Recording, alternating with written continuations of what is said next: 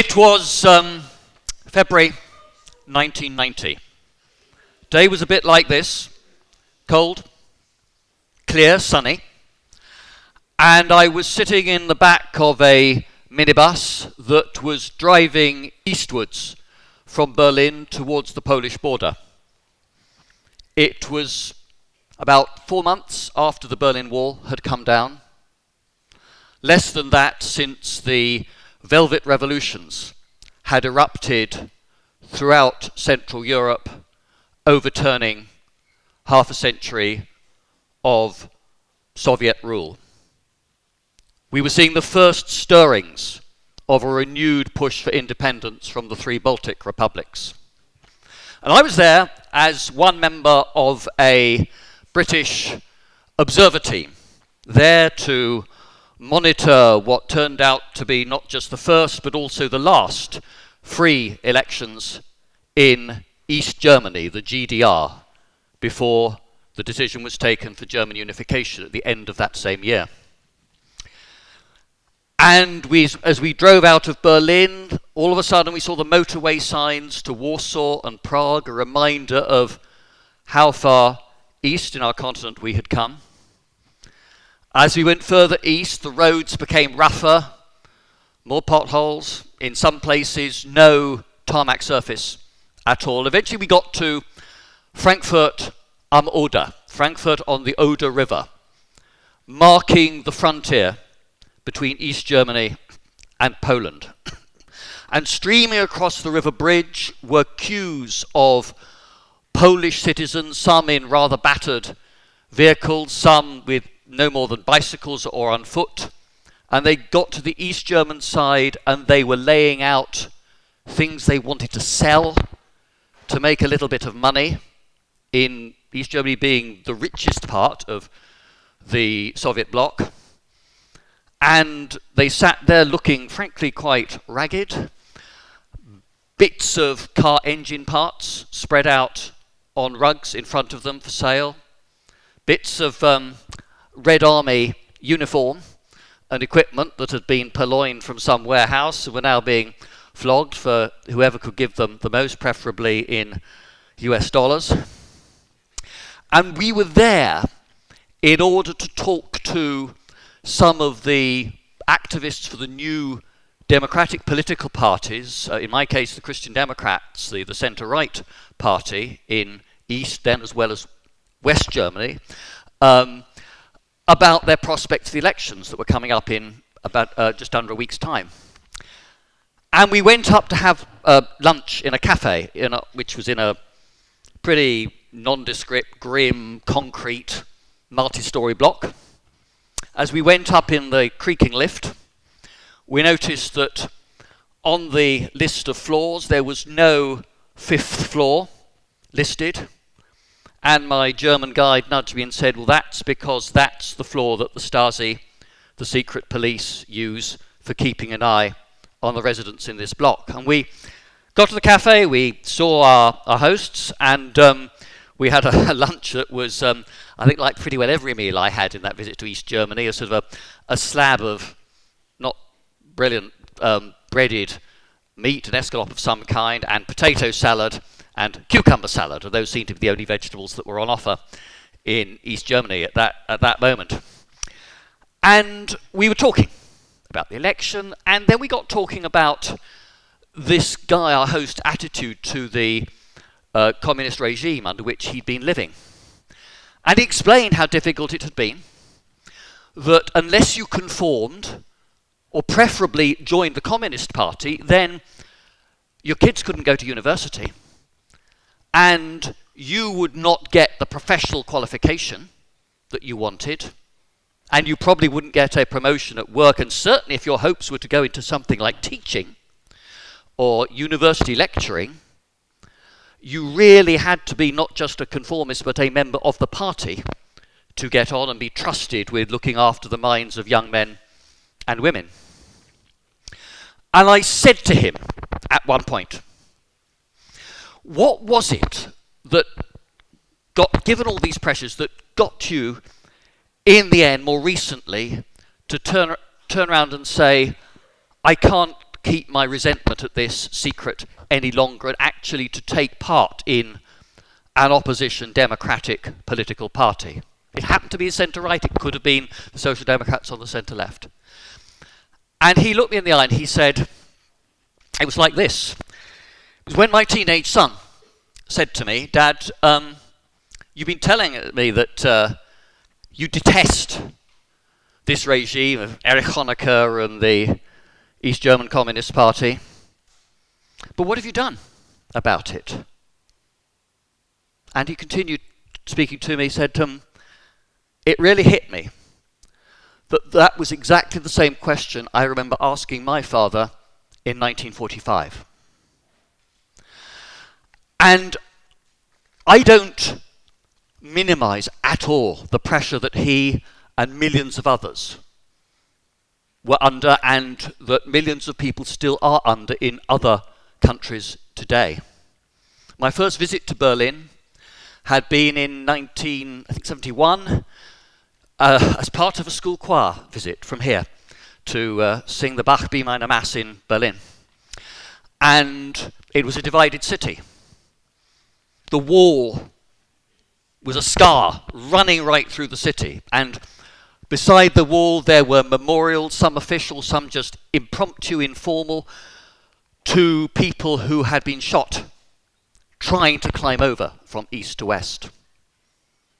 And because we had to travel from the youth hostel where the choir was staying to the concert hall where we were rehearsing and performing on a train line via East Germany into a different part of West Berlin, we went through no man's land and under the wall, and you saw the barbed wire, you saw the minefields, you saw this gap, this scar of cleared land running through the centre of the city.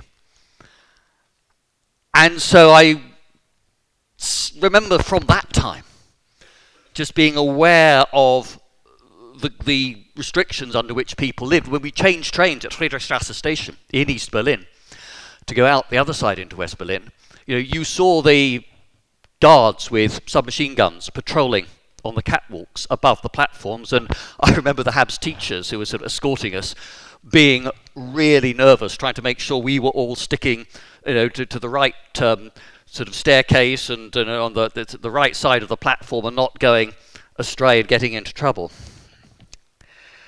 We do, though, tend to oversimplify how history is moved. We oversimplify it two ways. We can say, first of all, that it's all down to great impersonal economic and social forces. Some French historians would say just down to, at the end of the day, to climate, geology that determines the outcome of human history. And I think that is to minimize excessively the role that human beings, that individual men and women can play.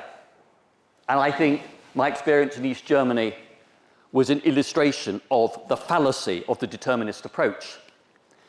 But equally, we sometimes think, oh, it's all about the heroic stand, the great men and women whose deeds, whose decisions are recorded in the history books, or are the subject of documentaries, whether on conventional TV or on YouTube or wherever else.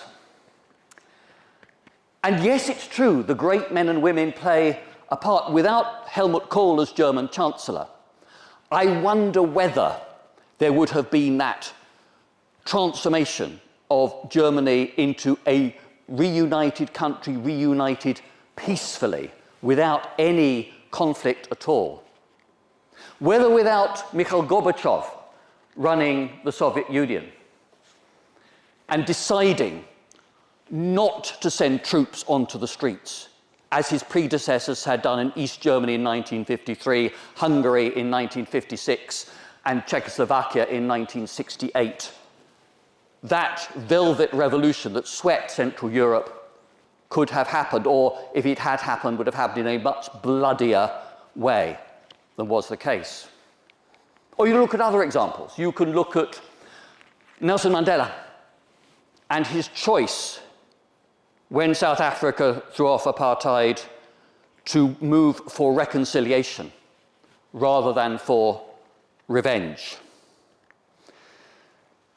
But I think that to get an accurate view of history and of politics, you actually need to look, yes, at the leaders, but actually to realize that history revolves in part also upon the decisions taken by thousands, millions of ordinary men and women, like that guy to whom I was talking in that upstairs cafe in the concrete block in Frankfurt am Oder. Because most decisions in politics are not of the great historic kind where morality and interest clearly point in one direction. Most involve a difficult consideration of different options, of pros and cons, weighing up what is the best, or in some cases, someone who's been there and done it, that is the least bad option that is realistically available to you. So if I look at today, if I look at the debate, for example, about an aging society and what that does in terms of demands for health care and social care,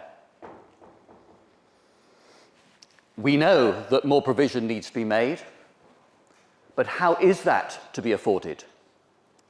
Is it by simply saying we add more onto general taxation at a time when the tax-paying population is younger, is shrinking as a proportion of the population as a whole, and is coping with historically high house prices, rents, student loan repayments, and so on, at tax levels which are already high by post-Second World War standards? Or do we say you levy in some way upon the assets of people of older ages, houses, savings, pension funds? And is that fair on those who have put money aside, who've saved, who've been responsible in their working lives? Because clearly that levy is not going to be a prospect for those people who chose not to put money away and to save. And that's the sort of choice that the current government or any alternative government is going to have to wrestle with. If I look at something that is not a matter of party political concern, look at the debate on the assisted dying bill in Parliament at the moment. If I boil that down to its essentials, it comes down to politicians trying to work out whether to give the greater weight to individual autonomy and freedom of choice, or to give the greater weight to the risks of coercion and of people being driven into a choice that actually they are either ill-equipped to take or they feel forced to take when actually they should and could be offered a better alternative.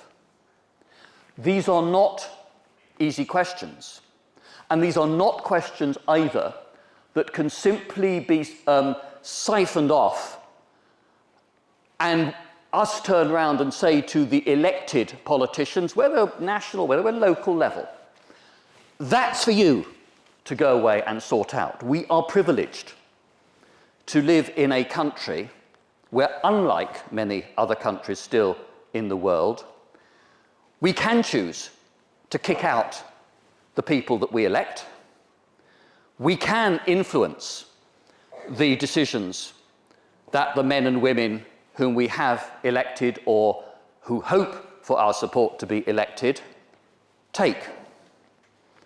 And I think it is a question for everybody here as to how you see your role in that society. What I saw on that day in February 1990 was how that one man, and many others like him, wrestled with conflicting pressures upon their lives and decided eventually, look, I have to take a stand, and I have to take a stand now. And it had an effect. A few days later, I was standing in East Berlin at the government building where the election results were being fed in and collated. It was showing, astonishingly, that in this communist-ruled east of Germany, the Conservatives, the centre-right, were about to win. And I walked with a mate through central Berlin. We saw the Communist Party building with a couple of hundred weeping communists outside. We wandered in, wandered out again, completely unstopped, unmolested. That outcome was not just through leaders. That outcome came from people like you. All of you will have the vote, if not the next election, the election after. You can have a say. Whatever decision you make, take that responsibility and use it. Thank you.